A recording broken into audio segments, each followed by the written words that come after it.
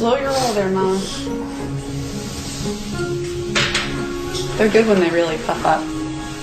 I had a premonition that she would be a little girl about a month or so before she was born, and so I was pleased that my idea of her was the reality.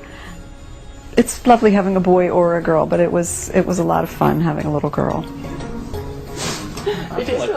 Not all disorders of sexual development are obvious at birth. Many DSDs affect the internal organs and won't be obvious in everyday life. In some cases, they can go undiagnosed for years, which is exactly what happened to Katie. When she was 6, she slipped in the tub one day and started crying, and we noticed that she had a bulge in her groin, which was a hernia. I remember the hernia. I remember that it hurt. I remember going in for the surgery. I remember lying on the operating room table and being really embarrassed because I was naked in front of all of these strangers. While repairing the hernia, the surgeons were surprised to find a partially descended testicle. Close it in. They then also discovered Katie had no ovaries and no womb, and that her chromosomes were in fact XY like a typical male. It was just a catastrophe. Just trying to cope immediately with the catastrophe was, I don't even remember what was going through my mind, just that why had this horrible thing happened to us. You feel like your family is just burdened by this terrible, terrible condition, and how are you going to cope with this? Katie's parents found it hard to deal with her condition, despite both of them being doctors. You're flabbergasted, and as a physician, everything that we knew about this condition was very abnormal. And so you just say, oh my God, my child is in this abnormal section of the medical textbooks that took up a quarter of one page. And so you're trying to put that into context as a parent and physician, and it's really hard. Katie's condition is called androgen insensitivity syndrome, or AIS. Although not diagnosed until age 6, it in fact developed in the womb. In normal fetal development, things actually start off pretty much the same for boys and girls as they're developing. It can be a little bit difficult to understand, but if there's a Y chromosome, then the gonad will develop into a testis. The testis produces a number of hormones, the most important of which is testosterone. And it's testosterone that will cause the external genital structures to develop. The testis will produce anti-Müllerian hormone, and that stops the female structures from developing. So a male fetus won't have a womb. In the absence of a Y chromosome, the fetus develops ovaries, which don't produce the same levels of testosterone as testes. And it's basically due to these lower levels of testosterone that a baby develops a female body. Now, there are some conditions where things don't work normally.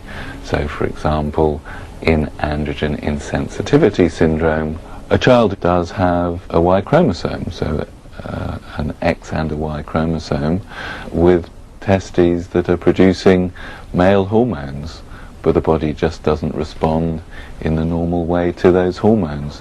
And so the baby, when born, looks like a normal little girl.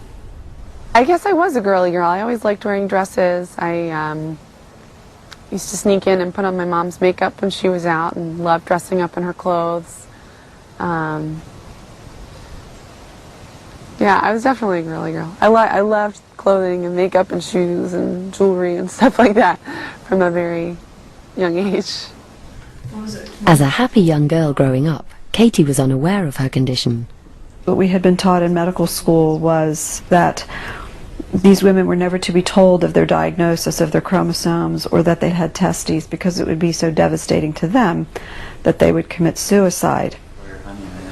What parent is going to convey a piece of information that might lead their kid to hurt themselves? It was a very, very difficult time, a lot of sadness associated with it. But on the flip side, you've got this bubbling 6-year-old girl who's happy and she's talented and lights up a room when she comes in the room. So at the time, it just felt like the best thing to do was just keep it to yourself and see how things played out. But deep down, Katie's parents felt uncomfortable about keeping silent, so they told her a little bit at a time. We started talking about people who are obviously different and that it's okay to be different. I think I told her that most women have a nest inside their bodies where a baby can grow, and that some girls do not have that nest and that they will be having their families by adoption. It really kind of changed my world. And I remember even as like a 9-year-old feeling sad when I saw pregnant women or even little babies made me feel sad for a long time. Katie's parents knew it would be even harder for her to accept that she had testes, and that her chromosomes, her very DNA, was technically male. They didn't feel able to tell her until she was well into her teens. Katie and her sister homecoming? I was very, very angry at my parents. I was incredibly angry because they had known about this for 12 years. And my doctors all knew about it, and my grandparents knew about it, and a couple of other people in my family had known about it. And like strangers, like doctors who just happened to be in the office when I was there, knew more about me than I did. And so I was really, really, really angry with them.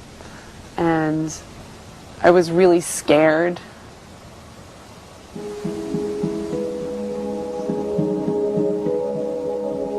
I was not prepared to think about myself as totally and irreversibly different than every other woman. You know, I wondered if I would ever be loved, if I was so different that I couldn't be loved.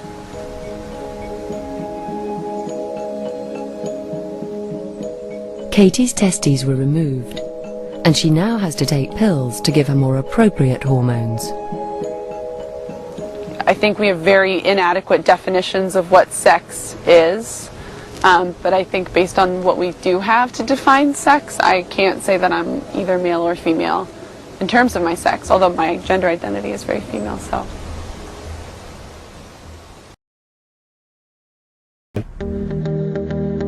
When I look in the mirror, I see someone who has come through something challenging and has made a lot of good out of that challenge. I also see someone who likes to read and to sing and to dance and to spend time with my friends. I see a daughter and a sister and a partner. I see someone who will be a mother and a grandmother. I mean, I see all of those things before I see someone with a DSD.